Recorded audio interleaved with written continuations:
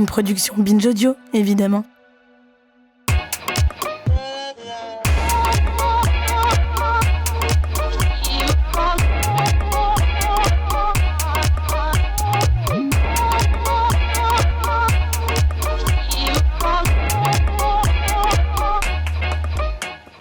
Bonjour Rokhaya. Bonjour Grace.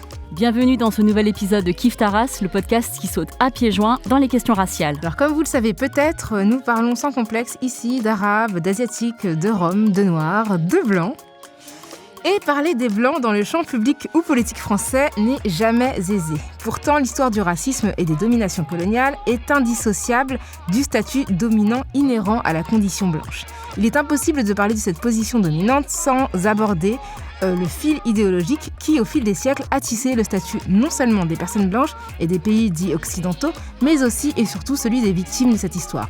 La pensée blanche, c'est le sujet du jour dans Kiffe ta race.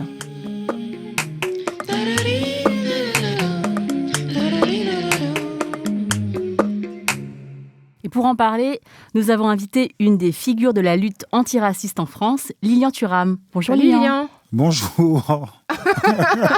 Ça commence bien. Non, mais bonne parce humeur. qu'il y a une bonne ambiance là, donc je suis bien. On dit bien en chœur, on est bien synchro. En synchro, ouais. Alors Lilian, tu es le fondateur de la fondation Éducation contre le racisme pour l'égalité et tu es auteur de plusieurs ouvrages dont le best-seller Mes étoiles noires, paru chez Philippe Ray en 2010. Et aujourd'hui, tu vas nous parler de ton dernier livre, La pensée blanche, paru chez le même éditeur. Alors Lilian, dans Kiffe ta race, nous avons un rituel. On demande à nos invités s'ils ou elles se positionnent sur le plan racial. Par exemple, Grace est perçue comme une femme asiatique et moi je suis perçue comme une femme noire. Est-ce que toi tu te positionnes ou est-ce que tu es positionné par d'autres ? Et si oui, comment ? Moi, je pense que je suis positionné en tant que noir. Mm-hmm. Ça, je le sais depuis fort longtemps. Et très souvent, on me le rappelle. D'accord. Voilà. Est-ce qu'il y a un moment, justement, quand tu dis que tu le sais depuis longtemps, est-ce qu'il y a un moment où tu l'as réalisé dans ta vie ? Que tu ris. Non, donc je suis noir alors. Je vous raconte quand est-ce que je suis devenu noir, c'est ça ? Exactement. En fait, je suis devenu noir à l'âge de 9 ans. Très souvent, je le dis, dans cette classe de CM2 à Bois-Colombes, où des enfants m'ont insulté de sale noire. Donc là, ça a été un choc, parce que je suis né en Guadeloupe. La grande majorité, pour ne pas dire la totalité des enfants, nous avions la même couleur de peau, et on ne se questionnait pas. Nous n'étions pas en tout cas dans des catégories, nous n'étions pas des noirs. Moi j'étais Lilian, ma mère m'appelle Lico, et donc je suis devenu noir à l'âge de 9 ans dans cette classe de CM2. Voilà. Et tu dis souvent qu'il y a un avant et un après ton arrivée en région parisienne depuis la Guadeloupe. Est-ce que tu peux nous dire c'est quoi cet avant-après ? Ça dépend sur quel domaine. C'est-à-dire que quand j'étais en Guadeloupe, j'habitais dans un tout petit village, j'étais éduqué par la population qui était là. Il y avait un sentiment de totale liberté. Et après, c'est que malheureusement, je quitte le monde connu, qui est Anse-Bertrand, pour arriver à Bois-Colombes. Je suis très heureux parce que je revis de nouveau avec ma maman, parce que ma maman était partie travailler à Paris. Elle a économisé et puis elle est venue nous rechercher parce qu'elle nous avait laissé les 5 enfants en Guadeloupe. Et c'était mon grand frère qui était chef de famille. Donc l'après, arriver à Paris, c'est un nouveau monde. Et c'est aussi être confronté à des choses que vous ne connaissez pas. Alors ton livre s'appelle La pensée blanche. Et sur la 4e de couverture, ta première question, c'est « Qu'est-ce qu'être blanc ?» Est-ce que tu peux nous dire comment est venu ce livre et comment tu l'as nommé ainsi ? En fait, le livre, c'est l'histoire de ma vie. Pendant très longtemps, j'ai toujours eu une réflexion autour du petit garçon qui s'était fait insulter de sale noire. C'est-à-dire, pendant très longtemps, j'ai essayé de me guérir.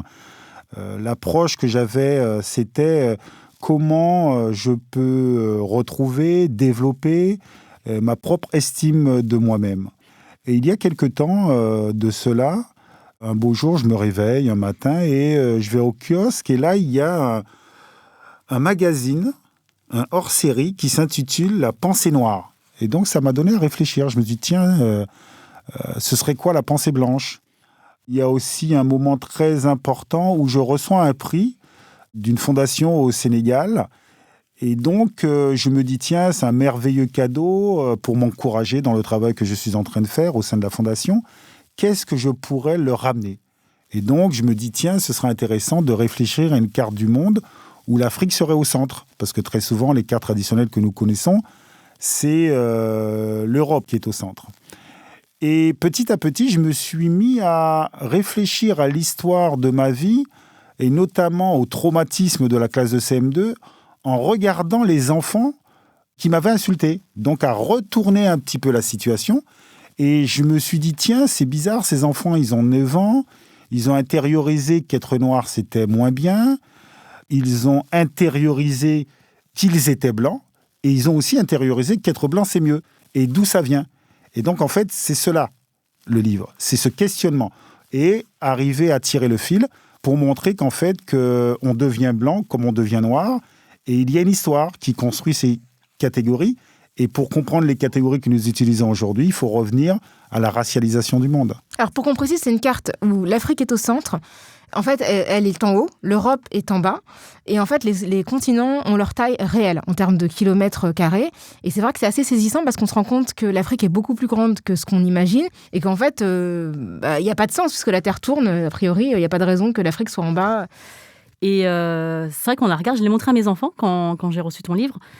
Ils m'ont dit c'est bizarre parce que la première réaction, quand tu as toujours vu une carte du monde avec l'Europe en haut et au centre, et voilà, c'est vraiment une acception commune à maintenant. Enfin, j'ai l'impression que tu tapes Google et tu n'as que cette carte-là qui sort. Et tu cites aussi un géographe chinois, enfin, en tout cas un chercheur chinois. Et ça m'a fait penser qu'en chinois, donc la Chine se dit Tiongkor, ça veut dire l'empire du milieu. Donc les Chinois se sont toujours pensés comme étant le centre de leur vie. Et le terme Chine, c'est un terme qui a été fait par les autres, d'ailleurs parce que la Chine ne s'appelle pas Chine. Et d'ailleurs, en anglais, par exemple, quand on dit la porcelaine, ça se dit China. Donc, ça veut dire que le mot Chine est équivalent à un objet dans les pays anglo-saxons. Donc, c'est pour dire à quel point il y a des références dans tout ce qu'on dit, et même un nom de pays qui vous paraît absolument, je ne sais pas, presque original, né de nulle part, il indique déjà quelque chose. Et justement, donc il y a l'Afrique qui est dans sa taille réelle, donc plus grande que ce à quoi on est l'habitude de la voir. Pareil pour l'Amérique du Sud. Tu penses que le fait d'avoir relayé pendant des siècles, notamment à travers les manuels scolaires, ce type de carte, quelles conséquences ça a sur notre vision du monde et sur la manière dont l'Occident, les pays occidentaux se perçoivent ? De toute façon, rien n'est anodin. C'est-à-dire que plus vous recevez l'information, plus vous l'intégrez, plus vous croyez qu'elle est vraie. Et donc l'idée de la carte, c'est justement questionner notre imaginaire et dire qu'on peut aussi voir les choses d'une autre façon. Bien évidemment, c'est pas anodin que l'Europe soit au centre et agrandie. C'est pour construire l'idée qu'elle serait effectivement au centre du monde et construire qu'elle serait plus importante qu'elle l'est vraiment. Donc c'est une construction idéologique. Et l'idée, en tout cas, de ce livre, de cette carte, c'est de dire aux gens, faites attention. Prenez le temps de questionner vos habitudes. Prenez le temps de remettre en question les choses. Et notamment, nos habitudes et l'histoire que vous connaissez, pour pouvoir l'enrichir et pour comprendre que les choses sont très souvent beaucoup plus complexes que vous le croyez. Alors, la pensée blanche, c'est ce que tu démontres dans ton livre. J'aimerais d'ailleurs qu'on commence par la définir, parce que ta mère t'a dit tu n'auras pas de problème avec ce livre. Parce que donc la pensée blanche, est-ce que c'est la pensée que des Blancs ? Qu'est-ce que ça veut dire ? Tu dis que les Blancs composent 16,6% de la population mondiale, pourtant leur domination sur le monde est indiscutable. Donc quand tu dis la pensée blanche, est-ce raciste, Lilian ? Écoutez, certaines personnes vont vous dire que c'est raciste. Et moi, ce que je disais à ma mère lorsqu'elle m'interpellait, je lui dis mais non, en fait, le titre du livre, c'est pas la pensée des Blancs, c'est la pensée blanche. Et la pensée blanche, c'est cette idéologie qui a divisé les êtres humains en les classifiant en tant que race et en mettant dans l'espace public qu'être blanc, c'est mieux. Et la réalité, c'est que partout dans le monde, malheureusement, il y a cette pensée-là. Vous allez en Afrique, en Asie, très souvent, les femmes se blanchissent la peau, penser que la beauté est blanche. Moi, je suis né aux Antilles, une société qui aurait dû rejeter totalement cette classification liée à la couleur de la peau, mais pourtant, elle a reproduit cette classification. C'est-à-dire que quand ma mère était jeune, on lui disait qu'il était important qu'elle se marie avec quelqu'un qui aurait la peau plus claire. Pourquoi ? Pour avoir des enfants qui auraient la peau chapée, la peau échappée du noir, la peau moins noire. Il y a des expériences, par exemple, faites aux États-Unis avec des poupées, où on demande aux enfants, devant une poupée noire et une poupée blanche, quelle est la poupée qui a plus de qualité, plus de défauts. Et on voit que les enfants mettent sur la poupée blanche toutes les qualités. Et lorsqu'on demande aux enfants, mais vous ressemblez à quelle poupée? Et là, il y a un moment de silence, parce que les enfants sont noirs. Et donc, en fait, l'idée qu'être blanc, c'est mieux, c'est quelque chose qui est mondial. Et donc, je pense qu'il est intéressant de questionner cette façon de penser. Et effectivement, il faut quand même avoir une certaine honnêteté intellectuelle. Très souvent, les personnes blanches sont éduquées à se penser être la norme. Donc, il faut questionner cette norme-là et cette façon de penser. Et parfois, ils ne se rendent même pas compte. Justement, ton livre, en fait, il a ce projet-là de passer en revue les événements qui ont ponctué la construction de la pensée, voire de la suprématie blanche. Et il comporte énormément de références. Ça, c'est vraiment une de ses grandes qualités. Comment est-ce que tu as travaillé justement pour dresser cette espèce de continuum entre le passé raciste et puis ton expérience personnelle ou des témoignages plus récents? Tout d'abord, ça fait très très longtemps que je travaille sur ce sujet.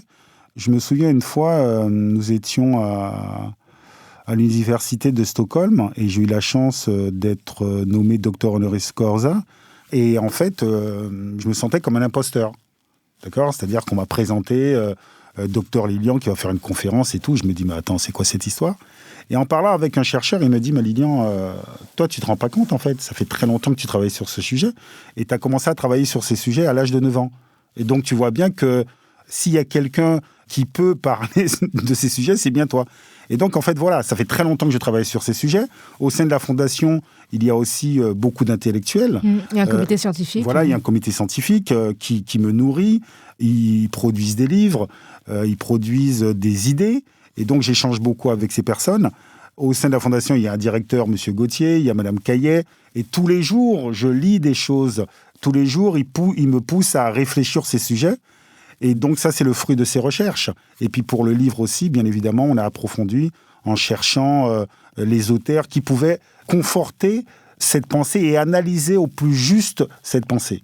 En tout cas, tu n'as pas cité Kif Saras. C'est tout ce que je note. Bien évidemment. Écoutez-moi, je tiens à dire quand même que Kif Saras, ça a été je dirais, la pierre angulaire de ce livre. Et sans Kif Saras, je pense que je serais passé à côté. C'est pas mal, ça, non ? Ça, c'est très bien. On va l'utiliser. De l'édition poche. Alors, il y a un des mécanismes que tu décris dans le livre qui accompagne la pensée blanche, c'est l'effacement des perspectives non blanches. Donc, c'est deux choses qui vont de pair. Hein. Et donc, selon la pensée blanche, l'Afrique n'aurait pas de passé. Dans bien des endroits dans le monde, l'enseignement de l'histoire commence par l'Égypte. Donc, tu parles même d'une blanchisation de l'histoire égyptienne, d'une Égypte désafricanisée. Et tu critiques aussi la présentation de Christophe Colomb comme un découvreur. Ça, j'aimerais beaucoup que tu nous le dises parce que je ne cesse de le dire à mes enfants. J'arrête pas de dire Lilian Thuram, il a dit que s'il rentre dans ta classe, c'est que s'il dit il a découvert la classe, et ben tu sauras que c'est pas vrai. J'aime beaucoup. Enfin, je trouve ça tellement parlant pour les enfants parce que tu peux pas découvrir un truc où tu es déjà. Ouais, c'est clair. Il y a déjà des gens qui étaient au courant. Mais vous savez, encore une fois, tout est dû à l'histoire qu'on vous raconte. Et lorsqu'on raconte aux enfants que Christophe Colomb a découvert l'Amérique, ils pensent que c'est vrai. Voilà. Et c'est vrai que moi, quand je rentre dans la classe, je pose des questions. Je leur demande, est-ce que vous connaissez Christophe Colomb ? Et là, ils me regardent en disant, attends, Thuram, il a craqué, bien sûr qu'on connaît Christophe Colomb. Je lui dis, mais c'est qui ? Il dit, c'est celui qui a découvert l'Amérique. Je dis, ah bon ? Vous êtes sûr ? Il me dit, oui. J'ai écouté les enfants, on va faire l'expérience. Et donc là, je sors de la classe. J'ouvre la porte, je dis en disant, j'ai découvert la classe. Et là, il me dit, non. Je dis, mais pourquoi ? Il dit, mais on était déjà là. Et je dis, mais avec Christophe Colomb, c'est pareil. Hein. Quand il arrive, il y a du monde.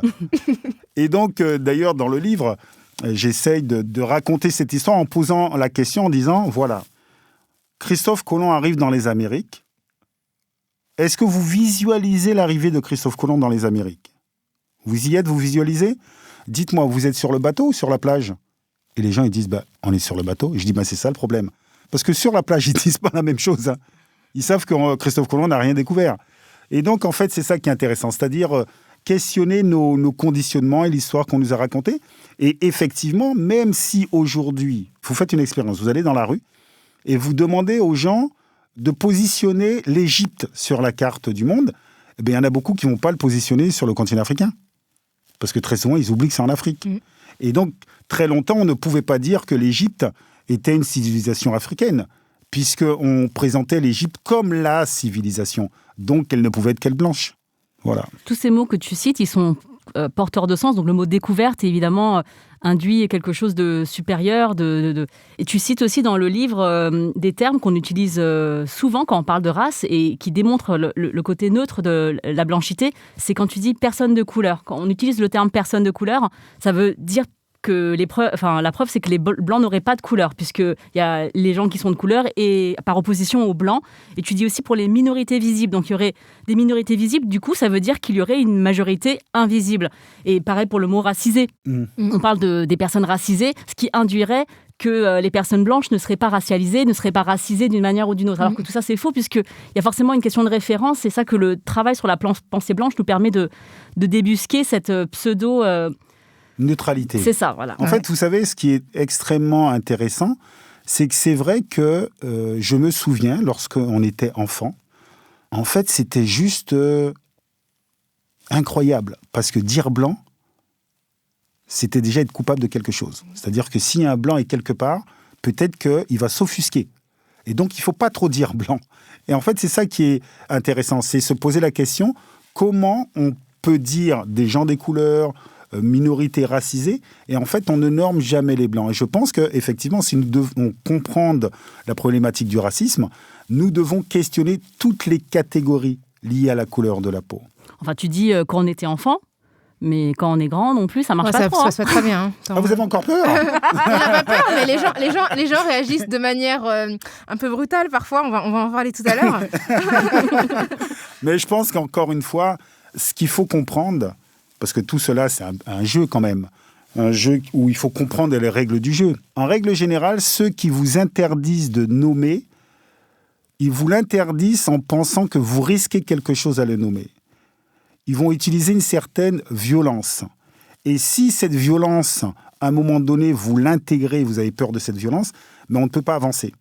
Et donc, savoir qu'il y ait des soldats, parce que ce sont des soldats, qui veulent maintenir une certaine domination liée à la couleur de la peau, donc ils vont essayer de vous intimider. Donc voilà pourquoi il faut discuter sereinement de tout, passer par l'histoire, parce qu'encore une fois, passer par l'histoire, pourquoi c'est très intéressant? Parce que l'histoire ne meurt pas. C'est la vérité. Il y a des faits qu'on peut tirer le fil et comprendre ce qui s'est passé et l'analyser. Et donc, en règle générale, ceux qui ne veulent pas qu'on comprenne, ne veulent pas qu'on parle de l'histoire. Alors, justement, en parlant d'histoire, tu évoques, je te cite dans ton livre, une page lucrative de la pensée blanche pour qualifier la traite des personnes africaines, noires. Quelle est la place de la volonté d'accumulation des richesses et du capitalisme, justement, dans la pensée blanche? C'est central, en fait. Si vous ne comprenez pas que tout cela est lié à la cupidité d'une minorité de personnes, vous ne comprenez pas l'esclavage, vous ne comprenez pas la colonisation. Parce que l'esclavage ou la colonisation, ce n'est pas un affrontement entre personnes de couleurs différentes. Ce sont des systèmes économiques et tout système économique doit construire un discours. Et il faut légitimer la violence. Il faut normaliser la violence. Et la meilleure façon pour normaliser la violence, c'est faire des lois qui légitiment que certaines personnes soient inférieures. Légitimer que certaines personnes soient supérieures. Et lorsqu'on parle du racisme, dès le départ, il y a une volonté de diviser les êtres humains en races pour casser les solidarités entre les personnes. Et à partir du moment où on vous enferme dans des catégories, naturellement, vous allez défendre votre catégorie. C'est la chose la plus naturelle. Et donc, voilà pourquoi il faut casser ces catégories pour se voir en tant qu'être humain et avoir une analyse des choses en tant qu'être humain. Parce que si vous restez dans la catégorie noire, dans la catégorie blanche, dans la catégorie asiatique, vous ne pouvez pas percevoir pourquoi en fait ce système marche. Parce que ce système a besoin de division et de violenter les gens. Et aujourd'hui encore, malheureusement, nous sommes dans un système économique qui a besoin du racisme pour perdurer dans la société aujourd'hui. Le drame de l'Afrique, c'est que l'homme africain n'est pas assez entré dans l'histoire. Le paysan africain, qui depuis des millénaires vit avec les saisons, dont l'idéal de vie est d'être en harmonie avec la nature, ne connaît que l'éternel recommencement du temps, rythmé par la répétition sans fin des mêmes gestes et des mêmes paroles. Dans cet imaginaire où tout recommence toujours, il n'y a de place ni pour l'aventure humaine, ni pour l'idée de progrès. Dans cet univers où la nature commande tout, l'homme échappe à l'angoisse de l'histoire qui tenaille l'homme moderne. Alors désolé de s'être affligé ça, parce que c'est quand même pénible. C'était Nicolas Sarkozy le 26 juillet 2007, donc président fraîchement élu à Dakar. Donc ce discours est connu sous le nom de discours de Dakar. Et tu l'évoques, alors tu évoques une autre partie de ce discours dans ton livre, mais cette partie-là a vraiment choqué de nombreux intellectuels africains parce que, voilà, d'une certaine manière, il naturalise une espèce d'essence africaine qui serait proche de la nature, au contraire d'un occidental qui serait conquérant et tourné vers l'avenir. En fait, quand j'entends ça, le premier sentiment que j'ai honte en fait. J'ai profondément honte. Honte parce que je me dis, comment se fait-il qu'un président de la République française puisse tenir ces discours ? J'ai honte, moi, parce que je suis français. Et c'est juste surréaliste, en fait. Mais en même temps, j'ai honte, oui, mais ça raconte l'histoire.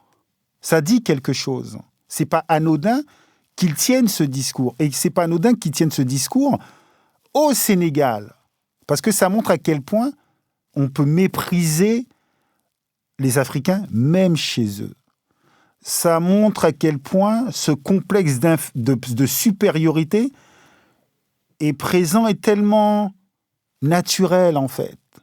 C'est-à-dire, moi, je peux vous mépriser, je peux vous cracher au visage parce que je le veux bien. Et vous, ça ne m'intéresse pas, en fait, ce que vous pensez. Et c'est ça la problématique du racisme. Et lorsque vous vous élevez en disant, écoutez, vous ne pouvez pas tenir ce discours. Mais en fait, beaucoup de gens sont surpris parce qu'ils ont l'habitude de mépriser les non-blancs. Donc, ils ne comprennent pas qu'ils répondent, en fait. Parce que normalement, tu n'as pas à parler, en fait. Parce que toi, tu ne parles pas. Moi, je parle. Je dis et toi, tu écoutes. Et donc, je pense que nous devons éduquer les jeunes générations à parler pour justement éduquer ceux qui sont enfermés dans un complexe de supériorité. Et encore une fois, c'est une question de référence.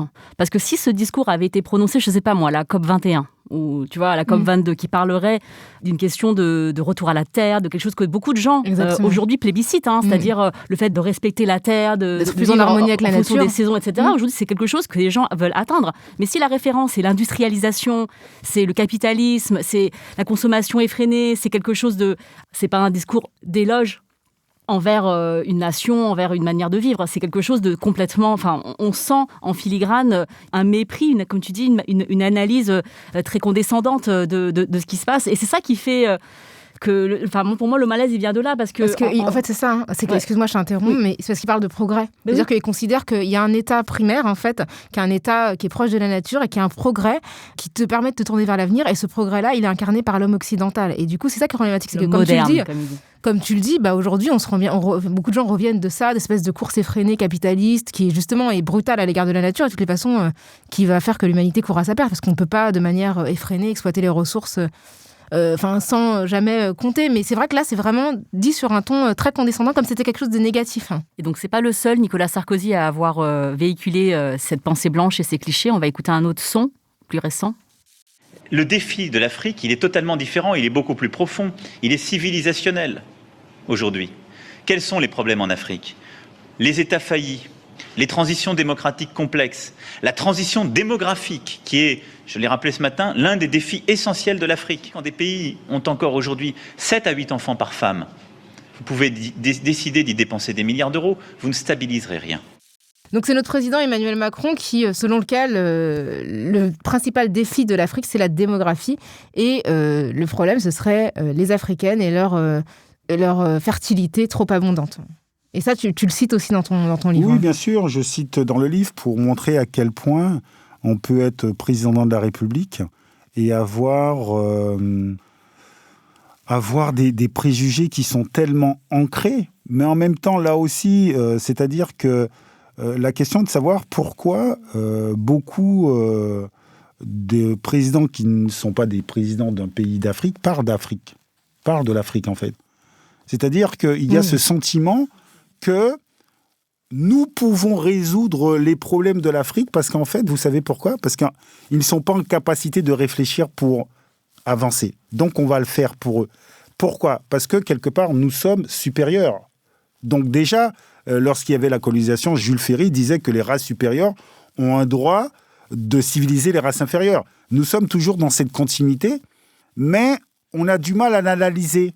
Et c'est pour cela que je pense qu'il faut tirer le fil pour voir qu'effectivement, nous avons reproduit des schémas de génération en génération en pensant qu'effectivement, notre façon de vivre à nous, notre façon de faire était la meilleure façon.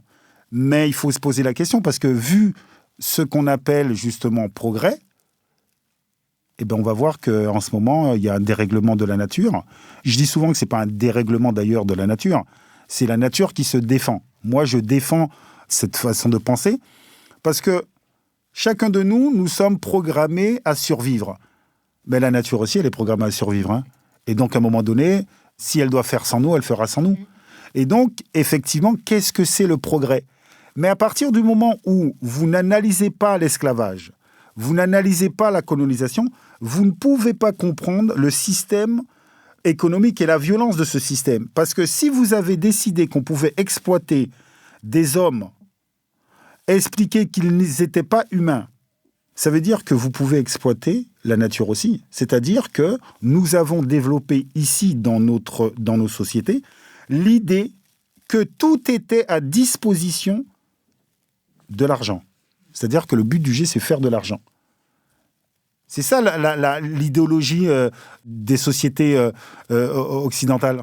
C'est qu'en fait, la chose la plus importante, c'est faire de l'argent. Mais faites attention, hein, c'est que chacun de nous, nous sommes éduqués comme ça aussi. Hein. Bien sûr. Attention. C'est un système, bien sûr. Ah, bien sûr. Donc ça veut dire que chacun de nous, nous sommes éduqués comme ça. Donc on finit par croire que c'est vrai. Et que si c'est l'argent, en fait, le lien avec l'autre n'est pas important. Nous sommes dans une société de plus en plus divisée. Et pour que cette société continue dans ce sens-là, vous n'avez pas d'autre choix d'être dans un discours violent, de normaliser la violence, de normaliser les injustices, en disant, attendez, c'est normal, il y a un dérèglement, mais c'est normal. Il y a du racisme, c'est normal. Mais il y a des gens qui sont de plus en plus pauvres, ouais, mais c'est normal. C'est-à-dire que nous avons accepté l'idée que l'homme est un loup pour l'homme. Mais toutes les sociétés ne disent pas ça. Hein. Toutes les sociétés ne disent pas que l'homme est un loup pour l'homme. Il y a des sociétés qui disent que l'homme est un médicament pour l'homme. Il y a des sociétés qui disent le jeu, c'est nous. Donc, à un moment donné, il va falloir choisir. Et pour choisir, il faut connaître l'histoire, interroger l'histoire et dire à un moment donné aux politiques, peut-être que ce sera intéressant de remettre à l'ordre du jour l'égalité, la solidarité, le partage des richesses. Justement, ça me rappelle un peu ce qu'a dit Emmanuel Macron lorsqu'il a annoncé le couvre-feu, donc mi-octobre, il a parlé de contacts utiles. Et je trouve que c'est très intéressant de considérer que le seul contact qui soit utile, en fait, c'est un contact productif sur le plan économique. Parce qu'en fait, en gros, selon la conception du président, il y avait les contacts qui étaient utiles pour la survie de l'économie et les autres contacts, en fait, auxquels qu'on devait freiner pour mettre fin à l'épidémie. Et c'est intéressant que le choix se fasse, en fait, en priorité sur les contacts professionnels, les contacts productifs, au détriment des contacts sociaux qui pourtant nourrissent notre stabilité en termes de santé mentale. Donc je trouve qu'on est toujours dans la même idéologie qui consiste à croire que ce qui est utile, c'est ce qui génère de l'argent. Oui, effectivement, nous sommes enfermés dans ce schéma de pensée, mais ce schéma de pensée a une histoire. Et c'est pour cela que je reviens encore une fois. Il ne faut pas se tromper lorsqu'on analyse l'esclavage ou la colonisation. Il faut l'analyser par le biais de l'économie. C'est-à-dire que ce sont des systèmes économiques d'une cupidité et d'une violence totale qui construisent un discours qu'on finit par accepter, qui construit des lois pour orienter les habitudes des gens. C'est-à-dire que lorsque vous mettez en place le code noir, c'est une évidence que à partir du moment où c'est des lois qui durent plus de 150 ans, ben ça finit par faire des habitudes. Donc le code noir qui a été édicté en 1885 pour régir la condition des esclaves noirs. Ou le code de l'indigénat, ça crée aussi une façon de faire. Si on vous dit c'est normal, vous êtes blanc, vous êtes supérieur, ceux qui sont considérés comme indigènes sont inférieurs, ben vous finissez par l'accepter en fait. Mais tout cela, il faut le lier au système de prédation et de violence faite à des individus. Sinon, on ne peut pas comprendre. Alors la pensée blanche, tu l'as aussi rencontrée tout au cours de ta carrière, ton parcours. Tu as été un sportif de haut niveau. Et, à ce qui paraît. À ce qui paraît. Alors peut-être. Champion du monde même, je crois. Et membre de la fameuse équipe baptisée Black Blamber. Donc comme on le sait, le business c'est aussi quelque chose... le football c'est aussi un business, je veux dire. Et dans ton livre, tu parles d'une perception biaisée dans la supposée répartition raciale dans le foot. Est-ce que tu peux nous parler de ton expérience personnelle dans le foot par rapport au racisme et aussi nous parler des quotas, de l'affaire des quotas et des déclarations de Willy Sagnol à l'époque? Écoutez, ouais, parce que le football est à l'image de la société. Donc effectivement, il y a du racisme aussi dans le football. Il y a tout d'abord des préjugés. Je raconte dans le livre, je suis avec un coéquipier. On est après l'entraînement, on fait des étirements. Et là, il me dit, franchement, tu sais quoi, avec mon intelligence et tes qualités physiques, je serais trop fort. Parce que toi, t'es bête. Mais en fait, c'est d'une violence totale. Mais lui, il ne se rend pas compte de ça. C'est incroyable. Et c'est pour ça que je dis qu'en fait, l'histoire parle à travers beaucoup de personnes. Parce que nous sommes le fruit de ces hiérarchies. Mais parfois, on n'en a pas conscience. Non, mais en plus de dire ça de manière totalement naturelle, détendue, pas qu'une fois. Hein. C'est-à-dire qu'il me l'a dit plusieurs fois. À chaque fois qu'il fait un étirement. Mais en fait, moi, je préfère ne pas rentrer dans la discussion, mais pour observer ce qui se passe. Parce que parfois, lorsque vous dites les choses trop rapidement, les gens, en fait, se braquent et ne disent plus rien. Ils disent, on ne peut plus rien dire. Hein. Mais ça aussi, c'est quelque chose qu'on nous a rabâché. Que les Noirs dans le football, ils ont une animalité. C'est ce que disait Willy Sagnol. C'est ce que disait Willy Sagnol, mais j'imagine que c'est aussi lié à cet état naturel dont parle Nicolas Sarkozy quand il parle de l'Afrique. C'est-à-dire que vous êtes proche des champs, enfin, je sais pas, un truc comme ça. Non, c'est l'histoire. Ouais. Par exemple, dans le livre, j'essaie de montrer comment les scientifiques ont construit l'infériorité des Noirs. Et oui, dans le foot, pareil. Mais vous savez, cette pensée blanche, c'est pas simplement aussi les joueurs blancs. Hein. Moi, par exemple, je me souviens très bien que quand nous étions sous la douche, il y avait la grande majorité de joueurs noirs et ils se regardaient entre eux en disant « Wow, t'as vu comment t'es noir, moi je suis plus métisse. » Ok, mais ça veut dire quoi aussi? Ça veut dire qu'être plus clair, c'est mieux. Et donc, c'est pour ça que c'est très intéressant d'analyser et de voir qu'effectivement, ces préjugés circulent dans le foot parce qu'il y a des hommes, des femmes qui sont imprégnés de cette racialisation et de l'idée qu'être blanc, c'est mieux. Et ça peut être aussi les dirigeants. Par exemple, l'affaire des quotas, ce que vous me disiez. Mais cette affaire des quotas, c'est super intéressant parce que tout d'un coup, cette pensée blanche a horreur de quelque chose, mais vraiment horreur. C'est de la réussite des non-blancs. La réussite de non-blancs, en fait, quelque part, est une violence. Parce qu'en disant, mais comment eux peuvent réussir et pas moi?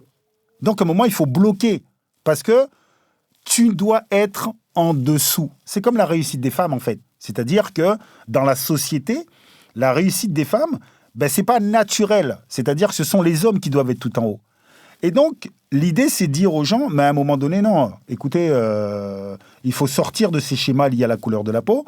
Et en fait, ce qui est important, c'est est-ce que ces enfants ont le droit d'être là? Oui. Pourquoi? Parce qu'ils sont français. Donc, ça veut dire... L'affaire des quotas, c'était en 2010. En fait, il a été question de mettre en place des quotas pour réduire le nombre de joueurs dits binationaux, sauf qu'en réalité, il s'agissait de joueurs qui étaient d'origine africaine, donc nord-africaine ou d'Afrique subsaharienne. Parce qu'en fait, dans les binationaux, les Polonais, ça comptait pas. Et donc, en fait, vous voyez... Ils vont être embêtés quand tu vas voir qu'il y a des Polonais qui commencent à avoir des Polonais noirs. Eux, ils sont binationaux. Non, mais de toute façon, lorsqu'on analyse, même à travers... la réussite de l'équipe de France, vous allez voir qu'en fait, ça raconte ici l'histoire des immigrations. Avant, il y avait des Polonais, avant, il y avait des Italiens. Mais pourquoi? Parce qu'en fait, les vagues migratoires venaient de ces pays-là. Et aujourd'hui, effectivement, les gens ne perçoivent que des Noirs ou des Maghrébins, mais ils oublient qu'en fait, qu'ils sont d'origine différente. Il y en a qui viennent du Mali, du Sénégal. Voilà, ça raconte l'immigration d'aujourd'hui. Et il faut absolument qu'on puisse parler de ces sujets, les dénoncer, pour qu'on puisse changer de mentalité. Parce que très souvent, ceux qui sont pris la main dans le sac, ils vous disent non, c'est pas du racisme. Hein. Et en fait, ils élaborent toute une pensée pour vous dire que ce n'est pas du racisme, que c'est tout à fait normal qu'on le fasse. Vous savez, c'est comme à la fin de l'esclavage. On disait non, on va pas leur donner la liberté, ils ne sauront pas quoi faire avec. Toujours dans le domaine du foot, tu décris cette anecdote donc, de l'époque où tu étais footballeur, où tes coéquipiers ont été très surpris de découvrir que ta compagne et mère de tes enfants était une femme noire. Alors, comment tu comprends leur étonnement ? On t'a d'ailleurs souvent cité, Lilian, ici dans Kif Taras, quand on a parlé de la question des couples et de la représentation des couples, et notamment des hommes noirs qui ont du succès. Tu es aussi un des rares hommes noirs français ayant du succès, dont la compagne est une femme noire. Et c'est vrai qu'on a l'impression qu'il y a quand même même si chacun fait ce qu'il veut, hein, évidemment, on n'est pas là pour faire la police des couples ici dans Kif Taras, mais c'est vrai que symboliquement, ça veut dire des choses. Comment tu analyses leur étonnement, toi ? Leur étonnement, c'est très facile à analyser. Mais non, mais c'est vrai, parce que là aussi, c'est lié à l'histoire, en fait. L'histoire dit que la beauté est blanche.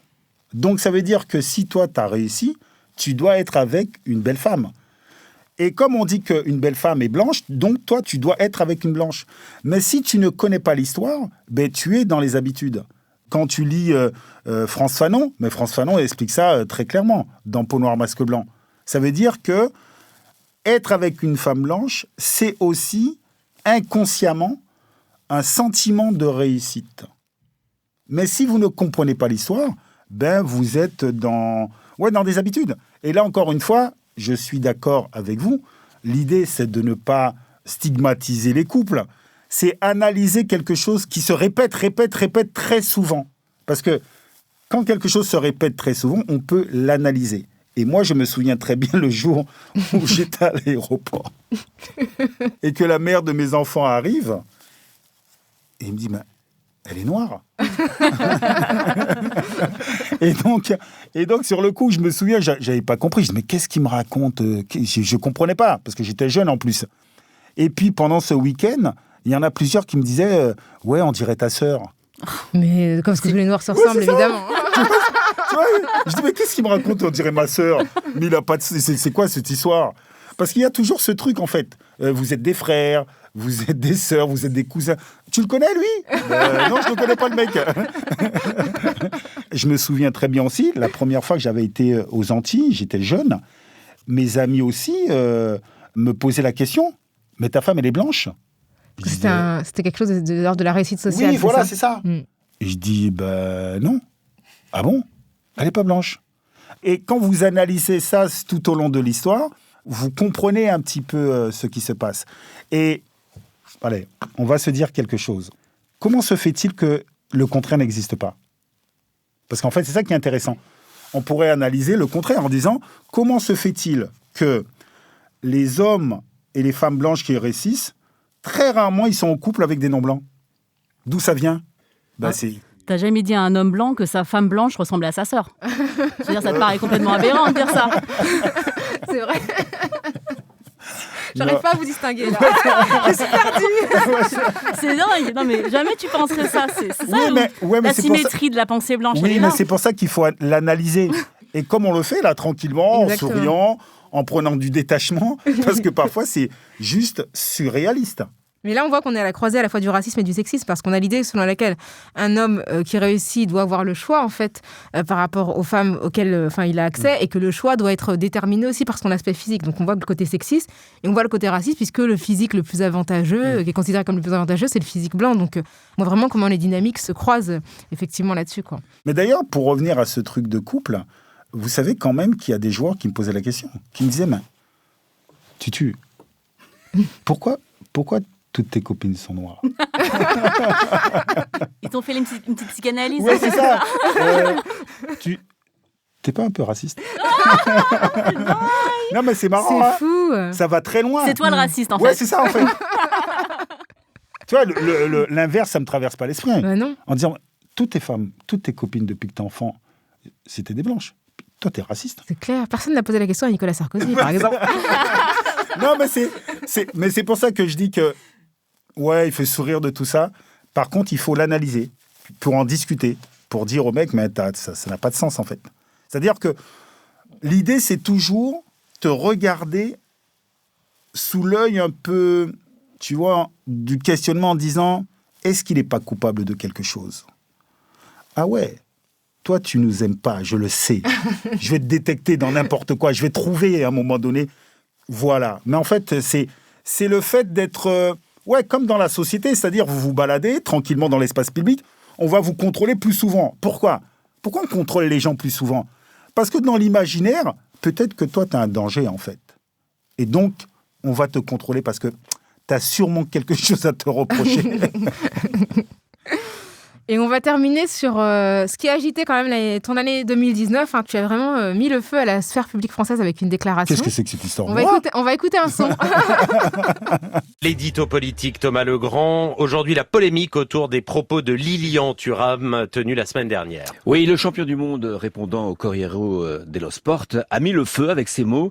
Les Français, les Blancs pensent qu'ils sont supérieurs. Retenons juste, les Blancs pensent que.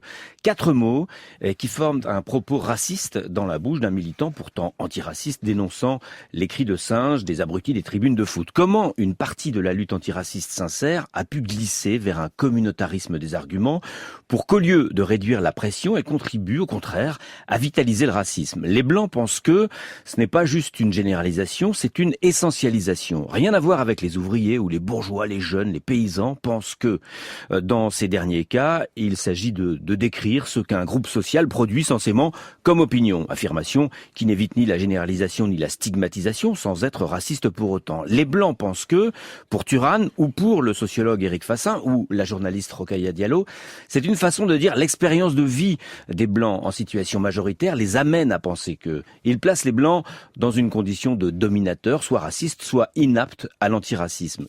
Je remarque que tu m'as mise dans la sauce alors que j'avais rien fait là. Ah, mais moi... Alors, tout d'abord... Mais en fait, ce qui est très intéressant, c'est que je fais une interview en Italie. Ça sort en italien. En Italie, il y a eu 0 problème. Et en France, est arrivée l'information, mais tronquée. C'est-à-dire que je disais que les supporters qui font le bruit du singe le font parce qu'ils ont un complexe de supériorité, parce qu'ils pensent qu'être blanc, c'est être supérieur. Et comme nous vivons dans un monde où il semblerait qu'il faut faire du buzz, et donc je pense que ça a été fait sciemment, parce que j'ai discuté avec certaines personnes, me disent non, c'est un stagiaire, il n'a pas bien fait et tout. C'est toujours la faute du stagiaire, remarquez. Et donc ça a fait du buzz. Et c'est ça qui est très intéressant aussi, parce qu'après coup, tu analyses et effectivement, tu te dis, mais est-ce que c'est pas parce que il y a les Blancs que ça crée problème ? Bien sûr. Mais en tout cas, au départ, c'est pas mes propos. Mais ce qui est intéressant, c'est qu'en fait, ce qui a vraiment ajouté, j'ai l'impression, à la sphère médiatique, donc là, c'était une chronique de Thomas Legrand, septembre 2019, sur France Inter, c'est vraiment le fait de mobiliser les Blancs. Et ce que je trouve intéressant dans sa chronique, c'est qu'il dit que les ouvriers sont un groupe social, et en fait, les Blancs aussi sont un groupe social. Mais les gens ne comprennent pas que les Blancs sont un groupe social au même titre que les classes sociales ou que les gens. C'est un construit historique. Et le fait qu'ils disent qu'on ne puisse pas désigner les Blancs comme étant un groupe au même titre que les ouvriers ou que d'autres groupes, ça veut dire qu'encore une fois, on ne comprend pas la pensée raciale comme étant le fruit d'une histoire. Oui, mais parce qu'encore une fois, je pense que la grande majorité des personnes qui parlent du racisme, en fait, ne donnent que leur avis. En fait, ils n'ont pas de connaissances sur le sujet. Et c'est ça le vrai problème. C'est-à-dire que lorsque vous donnez votre avis, ben ça marche pas, ça suffit pas. C'est vrai. Non, mais sérieusement, vrai, non, bien sûr. C'est un sujet super grave et super important, notamment pour ceux qui subissent le racisme, parce que c'est une violence existentielle. Mais lorsque vous parlez de ce sujet, il faut savoir qu'il y a des intellectuels qui travaillent sur le sujet, il y a des livres qui analysent les sujets, il y a des sociologues qui travaillent sur ces sujets. En fait, il y a des données historiques sur ces sujets. Donc la première des choses, c'est pas votre avis, en fait, c'est mettre ça sur le champ de la connaissance. Et malheureusement, dans l'espace public, mais on n'entend que des personnes qui donnent leur avis sur le racisme. Vous n'allez pas vous donner votre avis sur le sexisme, vous n'allez pas donner votre avis sur la Deuxième Guerre mondiale, il faut la connaître en fait. Et c'est pour cela qu'il faut connaître l'histoire du racisme. Les Blancs, les Noirs, les autres, ce sont des constructions idéologiques. Donc, effectivement, nous pouvons analyser la construction de ces catégories dites les Blancs, les Noirs, On peut essayer de comprendre d'où ça vient et qu'est-ce qui se joue et pourquoi certains veulent rester dans cette racialisation du monde.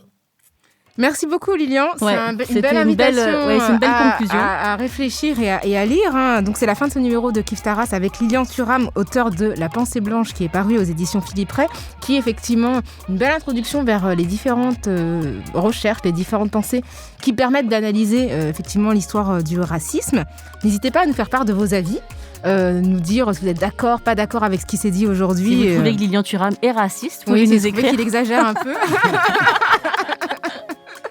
avec kiftaras@binge.audio et sur les réseaux sociaux avec le hashtag Kiftaras et sur les réseaux sociaux de Lilian Thuram. Je ne sais pas si t'en as. Si, il est sur Instagram. C'est vrai ? Ouais, Lilian Thuram officiel. Oh. Apparemment, c'est pas lui qui le tient. Ouais, Et il y a la si, c'est moi, fondation mais aussi. Ah, d'accord. j'utilise pas beaucoup. La fondation Lilian Thuram aussi, on peut La la fondation, suivre bah oui, ouais. sur les différents réseaux. Et nous, Kif Taras, on est arrivé récemment sur Instagram, donc vous pouvez aussi nous suivre @KifTaras. Merci à Camille Regache et à Naomi Titi pour l'édition. Kif Taras, c'est un podcast produit par Binge Audio et réalisé aujourd'hui par Adèle Itel El Madani. On se retrouve dans 15 jours pour une nouvelle plongée dans les questions raciales. Merci Grace. Merci Rokhaya. Merci Lilian. Merci. Merci à vous. Kif Taras, c'est génial quand même. Merci. On la gardera celle-là à la fin.